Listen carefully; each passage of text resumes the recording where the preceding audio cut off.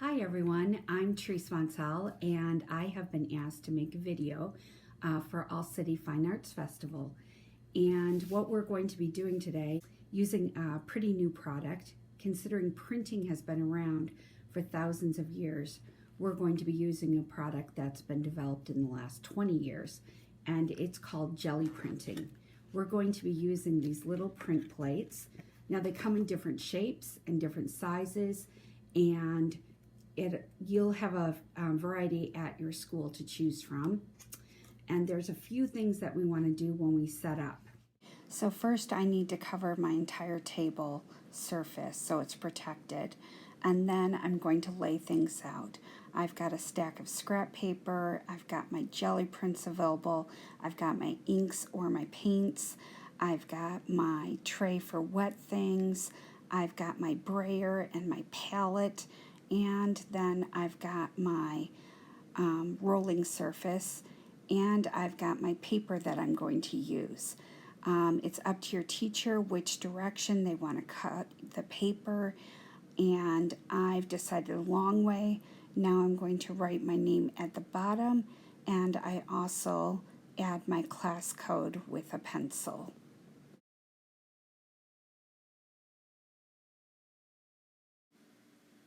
So I've moved my paper so that it's safe, and I've got my other things set up.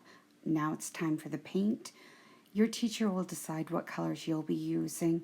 I've decided to use primary colors in this case, so I've poured a little bit of yellow, a little bit of magenta, and now I have a blue, which my blue isn't quite cyan, but it'll still work and make some new colors. I also have metallic copper, and so if I'm not careful, it'll make green over all of it, but it should be good for this. So I've got plastic laminating film here. It was from the end of the roll, and instead of cutting it off and throwing it away, I'm using it. Much better than having to take the paint and wash it all off of something. I can just throw away the whole sheet of plastic. I could also use just scrap paper. Just try not to use printed side when you start doing the alcohol inks. So I'm using a brush and going to choose some of my yellow and the magenta, and I'm going to use this on my first sprayer. I want it to mix a little bit in the middle, so I'm going to roll it on and overlap so that it meets in the middle, and I'm going to start getting that little bit of the orange in the middle. My other palette and brayer, I'm going to use blue. I've got a jelly plate here that I'd like to use, and first I need to take it out of its plastic case. I saved that from when it was purchased. I don't want to throw that away because it adds protection. I take off the plastic film on each side. Now before I put this jelly plate away, I want to make sure I wash off any paints or inks so that it doesn't absorb into the jelly. Then I've got a clean surface. I'm going to press my plate on so it's not going to move around, and now it's ready for me to actually roll the brayer on with the paint. And so again, I've chosen to use the yellow and the magenta, and I go in one direction for that. Now you can use lots of different materials to impress on your jelly plate. You can use the tools and scrape into it. That's from the dollar store. I've got homemade one with gift card that we cut into a design. It could be almost anything. It could be cookie cutters. It could be rubber stamps. It could be stencils. This happens to be a stencil that you have with your kit at your school. So I'm taking a card that has little ridges cut in it, and I'm creating a texture on my print plate. You don't have to do that, but that's part of the fun of creating with it. Now I need to make sure I put this back onto my plate or tray that has all of the wet things. So if somebody else goes to pick up and use that tool, they know that there's something else on that. When I put down my stencil, I looked at what direction I'm putting the stencil down, And now I'm going to overlap my blue on top of it. And when I roll that on, I'm not going all over the place because I'll mix all the yellow and magenta that's underneath the blue. I want to keep it light so that it's going to mix a little bit, but not turn it into mud. I pull off my stencil, put it in my wet space, and then I'm looking at my design to see if it turns out. I keep my wet wipes at the ready so that I can wipe off any of my tools so that it's not going to dry and get wet before I'm done. Just set that aside there. All right, this is ready. I've got my paper ready. Because of our space, I'm going to slide this over a little bit. And I'm going to pick this up, and I'm going to turn this because I want to emphasize the vertical part. It's going to be up to you which way you want to put yours on here. And I do it towards the top, and I gently press it down and pick it up.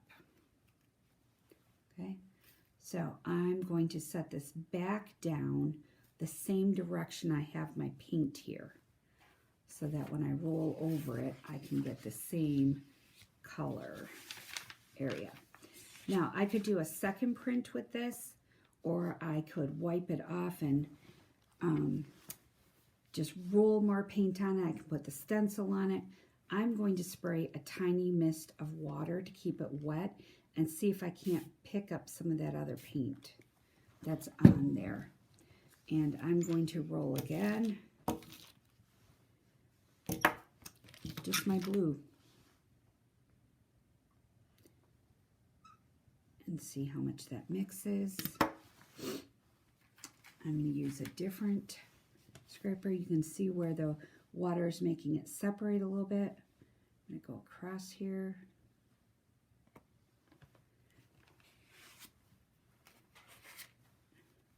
Set that aside. I'm going to put my stencil back on.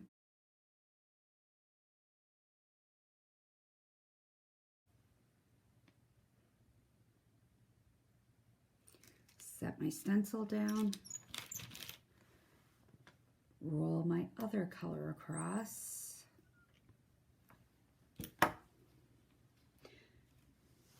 You may have paints that it turns out super smooth. That would be great. Or you may have paints where it adds a little bit of texture. Whichever way can yield really nice results. I'm going to look at which direction I had this again. I had it this direction, and I'm going to press down gently. So it ends up being a series. It's a progression. If you want to check and see how it looks, you only pick it up part way.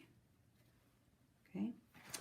And if I ever feel that I don't have a full picture, like I don't have enough ink on that, it doesn't look quite right, then what I can do is, rather than print again on that area, it would turn out all blurry. So instead of doing that, I would color into my other print. Now, I just rolled on top. I'm going to use this again, and instead of scraping through like I had before, I'm not going to do that. I see I have a little bit of it still showing there.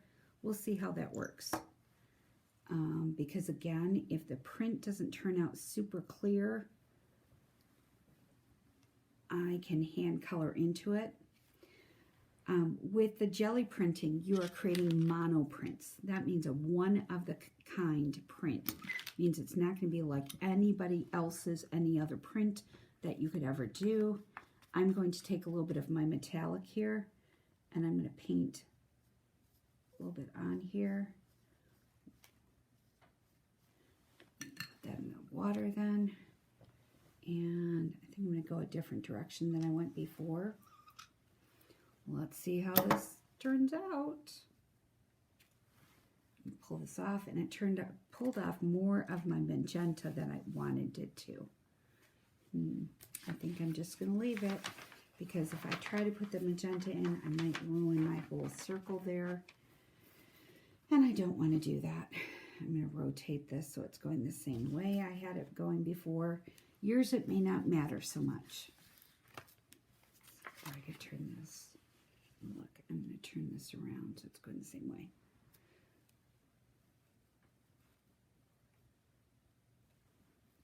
And flip it over, set it down, press.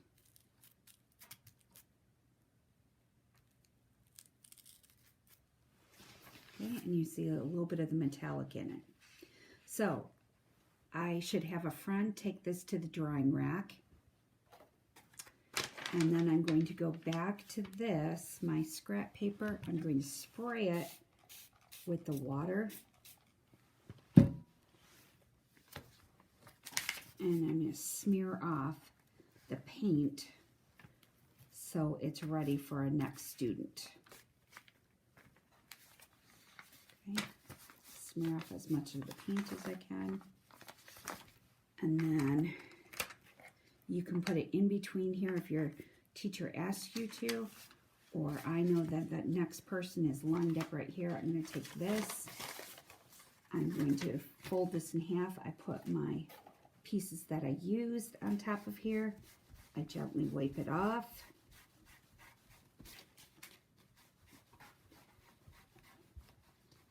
Because perhaps that next person would not want the same color. Or if I let this go for, like, say, the fourth person is going to use it, all that paint that's on here will be dry by then. And you won't be able to wash it off as well. In fact, you see a couple areas where it's dry already. But, so I've wiped that side off, got to wipe off this side.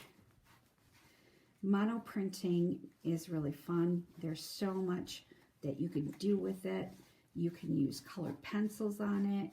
You can use oil pastels. You can use regular pastels. You can use graphite. You can use markers. And so I'm going to put this back. It's ready for next person. Maybe I should put this in my clean air stuff.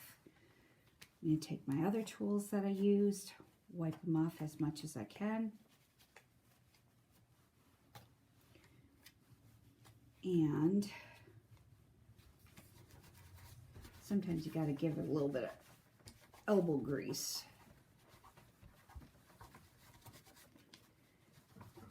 And now I can take this, wrap this up, throw it away. If you have any paint on your hands, you want to make sure that you go and wipe that off before it all dries. It's not the end of the world. It'll come off after a day, but that way you won't be picking at it.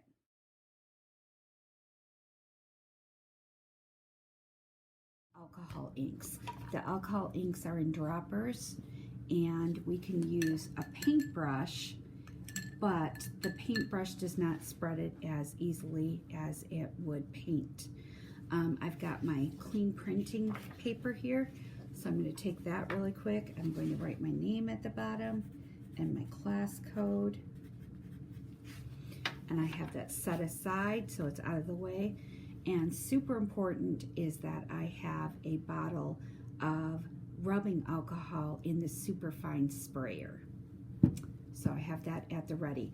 You also need to wear gloves and have protected your surface. It is super staining. The good thing about it is it's like permanent marker. You can get it out with rubbing alcohol. The bad part about it is it takes rubbing alcohol to clean it out. So I've got my print plate ready. I've got my rollers. I've got my inks. And I've got my rubbing alcohol. And if you want to have any other tools, I've got a stencil here. It doesn't work as predictably as it does with acrylics. And then I have some dotters. These can be fun. I got these at the dollar store. And you can see I've used different colors with them.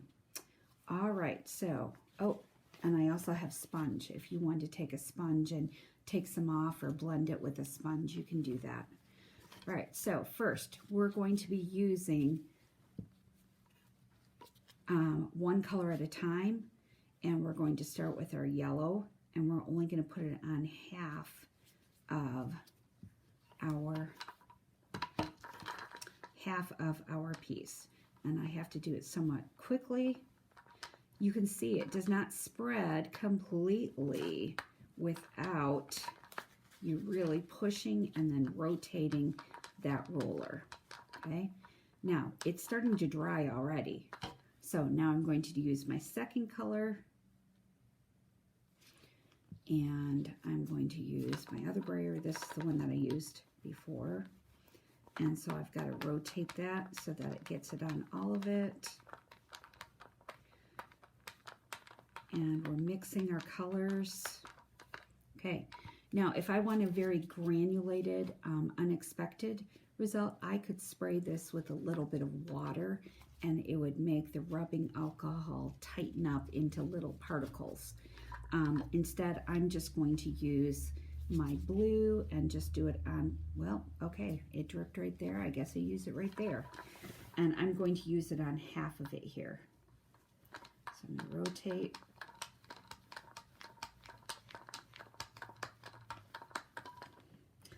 And it's taking off a little bit more than I wanted of the other color, and it's not mixing the blue as much. So I'm going to add a little bit more blue. Come on. And then I will add on top of that, the blue seems to be the stronger.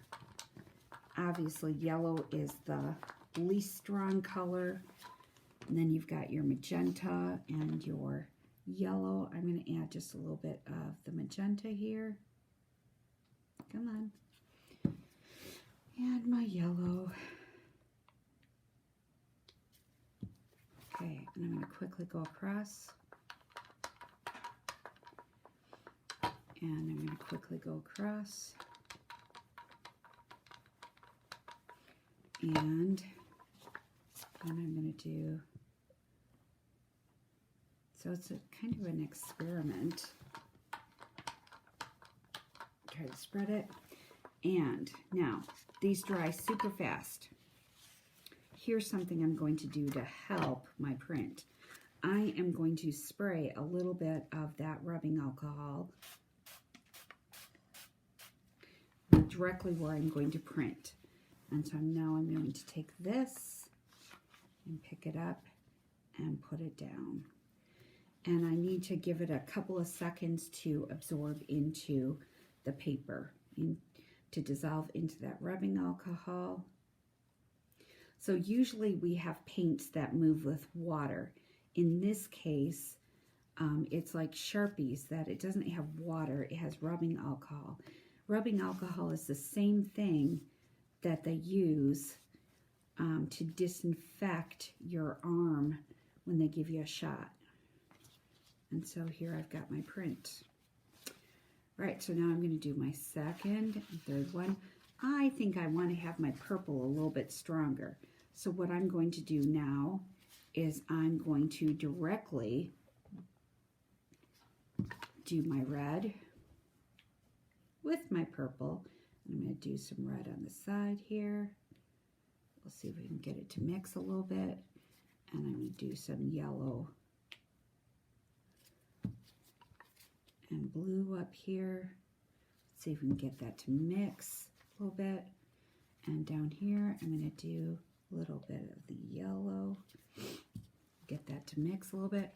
I'm going to take this one, I'm going to spray it with a little bit of the rubbing alcohol, and you can see how it makes it much more fluid. It starts moving around some more. And so I'm going to pick this up. I can tip it, swirl it. Kind of looks like a galaxy. And I'm going to use my little, well, you know what? Instead, I'll use this one. Pull it out to the edges a little bit. And it gets a little bit of that stripy look there. But that's ready. That looks wet enough. You can see it's shiny that I don't need to add any rubbing alcohol to this. So I'm going to pick this up try not to swirl it too much. And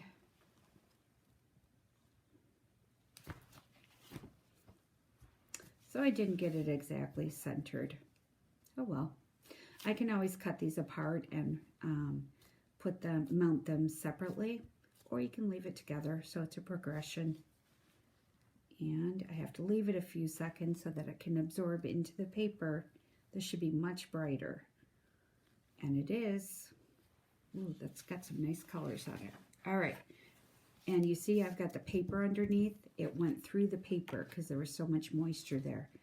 All right, I'm going to do, this time, I'm going to do a little bit of rubbing alcohol first. And it'll start to activate the ink that's left over there. I'm going to do similar, but I'm going to use my little dotter.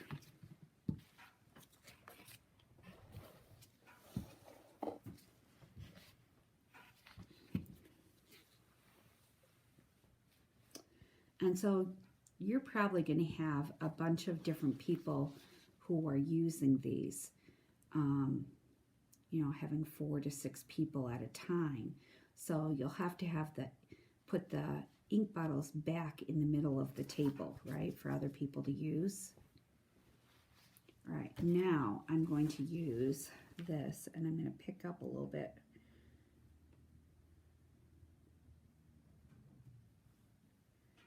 I'm going to pick up a little bit here. And it's liquid enough right now that it's filling back in a little bit. I can do the same thing I did with my little sponge here. I can scrape it out to the edge. My intention for this one is to get a little bit drier so it's not mixing quite as much. If I let it mix all the way, you probably know that it will make brown or gray. And so on my second print there, you can see some of the brown and gray. I'm going to move this over. And flip. Press it down gently. Now, when this is dry, I can go back into it with Sharpies. I can go back into it with colored pencil or marker, regular marker, or graphite. And there you go. For cleaning up, this is super important. I'm going to leave these, let's pretend I have somebody else. I'm going to leave these here for them to use. But if I want to leave this for the next person, they're going to be ready to use it, then I need to move my supplies so that they're not in their space. And you'll probably need 2 pieces or even 3 of newsprint. And so I'm going to spray this and flip it and smear that extra paint off, the extra ink, so that we are trying not to have color on there. And so you can see there's some blue still.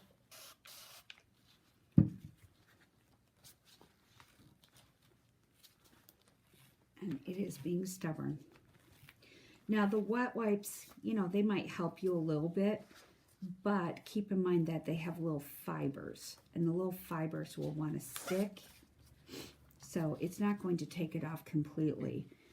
I can wash this off in between time, and definitely when we're done, the class is done, I'll want to wash it off and then put it back in its protective plastic. I hope you enjoy.